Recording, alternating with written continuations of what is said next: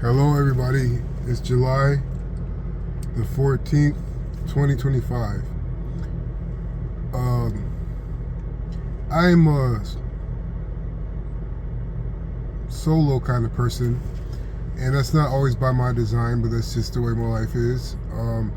But through my time, I've noticed deep things and true things about relationships. And one of the things that I think is precious, or should be precious to most people, is the patronage of friendship.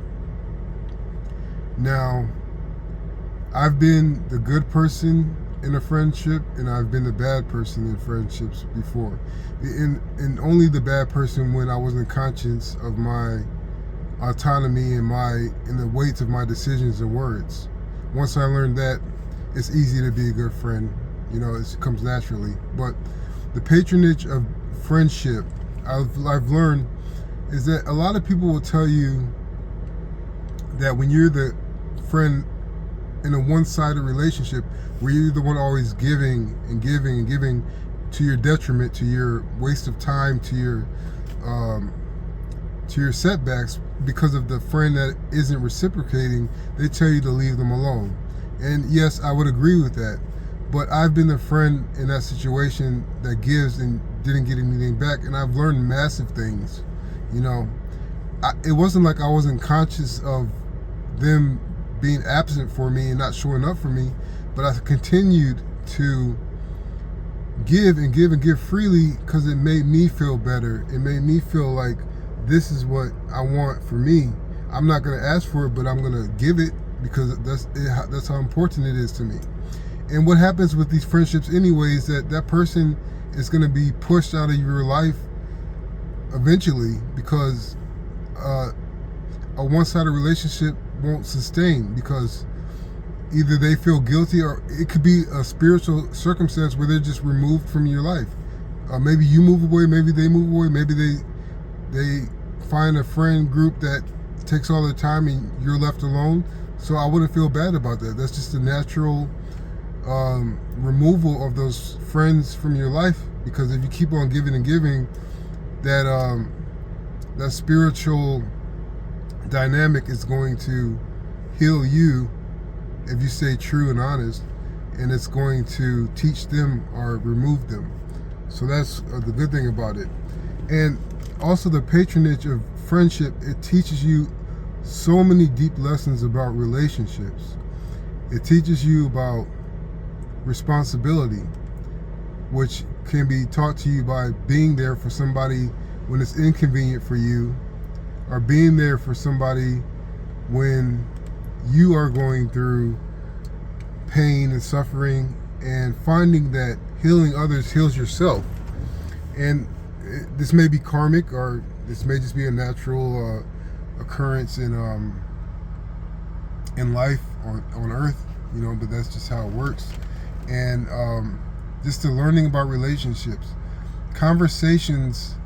deep conversations between friends reveals things about yourself, because you see revelation blooming from their speech and blooming from their body language, and you want to, and during these conversations you are keyed into them, and you understand what they just realized, and you simultaneously realize that, and maybe even at a deeper level than they do, but they just sparked it for you.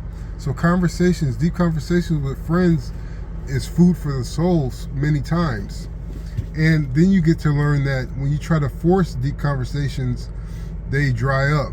And that is not because you don't deserve to indulge in deep realizations and deep connections with people. It's just because spirit guides us. We don't guide spirit. When spirit gives to you, they know that you need it.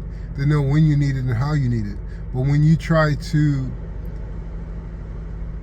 keep on taking from spirit in your own time and your own due rationale, your own neediness, which is okay to be needy spiritual, because we are suffering sometimes, but we don't understand the ley lines and the rationale behind spiritual movement. So once we try to keep on taking from deep conversation, or taking from giving to others and trying to heal others just so we receive to increase our strength to believe, it may dry up and it may leave you wanting. So that's just normal. It doesn't mean the spirit is against you. It doesn't mean there is no spirit. It's just that the rhythm of spirit is so attuned, and we are so voluminous. We are so spore-like. We are wisps. We are wisps within the spiritual world, and things pass through us without us noticing it. And once we notice it, we feel more at one with the spiritual world, with our emotions, with our mind. So that's how it works. And so another thing friendships can do, it could lead to many reconciliations with your past. Because for one, you may have been lonely in your past and you find a new friend and you realize that those days of loneliness were worthwhile for meeting this person, and they were worthwhile for becoming the person you are for this person, even if they're just a friend. It doesn't have to be a intimate relationship. Just becoming a better person to be a better friend is a great thing in and of itself. So that's another good thing about friendships. And there are many things that being a good friend does for us, but it is important to remember that the darkness, which I really don't like discussing, it doesn't survive when there are healthy relationships. It doesn't survive as strongly as it wants to when there are healthy relationships and with people in your life. And if you are alone right now, if you are in solitude, if you are isolated, that's no worry. It doesn't mean that your life is frozen. It just means that that's an era where you are meant to piece together yourself, and then you will become dynamic and draw relationships to you. And it may just be one relationship, two. It may be online. It may be over the phone. It doesn't matter. Relationships in and of itself don't sustain you. What sustains you is connection with what you can't see, and the faith that your relationships will come and they will be met by you with competence. So I hope this helps. Thanks.